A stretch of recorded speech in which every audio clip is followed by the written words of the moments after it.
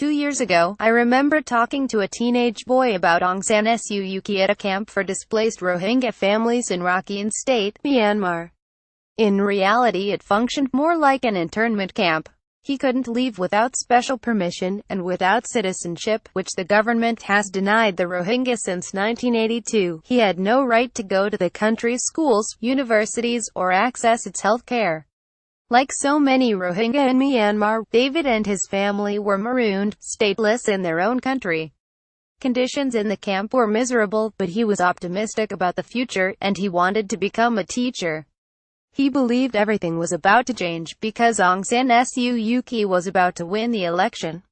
Many in Myanmar have immense faith in the Nobel Peace Prize laureate. If Aung San Suu Kyi gets the vote, we will get freedom here, he told me confidently. I trust Aung San Suu Kyi. Aung San Suu Kyi will help us. His words have always stuck with me.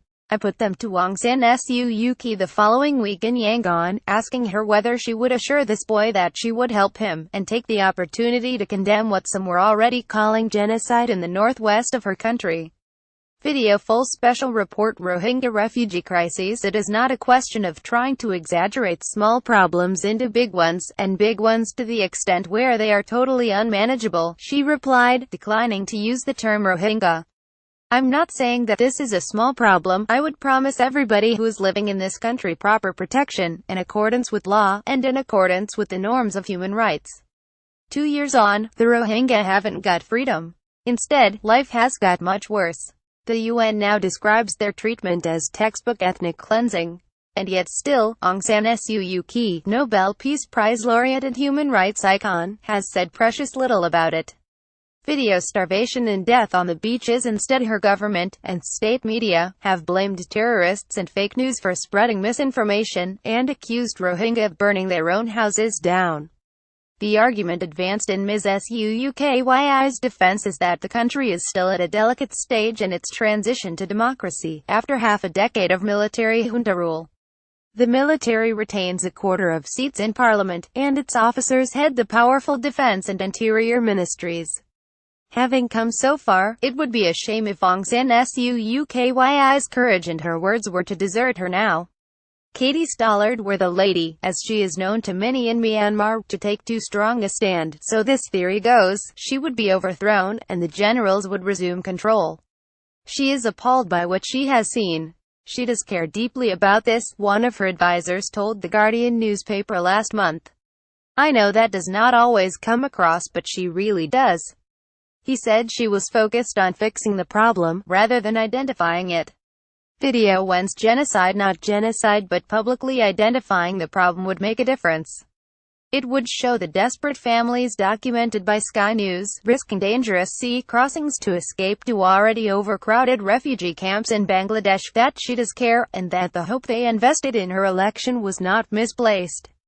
Aung San Suu Kyi has proven herself to be a woman of extraordinary courage and eloquence, who has chosen to serve her country at tremendous personal cost. When her British husband was dying from cancer in the UK, she refused the general's offer to leave the country and travel to his bedside, for fear that she would never be allowed to return. It was this level of bravery, this remarkable individual determination and self-sacrifice that caused so many around the world, and within her own country, including that hopeful boy, to believe in Aung San Suu Kyi, and what we all thought she stood for. Image Aung San Suu Kyi seen with Myo ethnic people in northern Mongda, Rakhine State. Having come so far, it would be a shame if her courage and her words were to desert her now. Surely, this cannot be the price of the freedom and democracy she fought for. As the head of the Global Center for the Responsibility to Protect told the UN recently, democracy cannot be built on the bones of the Rohingya. It is absolutely true that Ms. Suu Kyi does not have power over the military, but she does have the power to speak out, the same power she exercised from behind those high walls during her own imprisonment. Please your liberty to promote ours, she asked others at the time. Aung San Suu Kyi now has her liberty.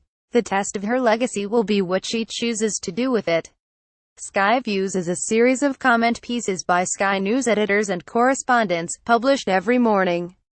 Previously on Sky Views, Faisal Islam scrutiny is not treachery.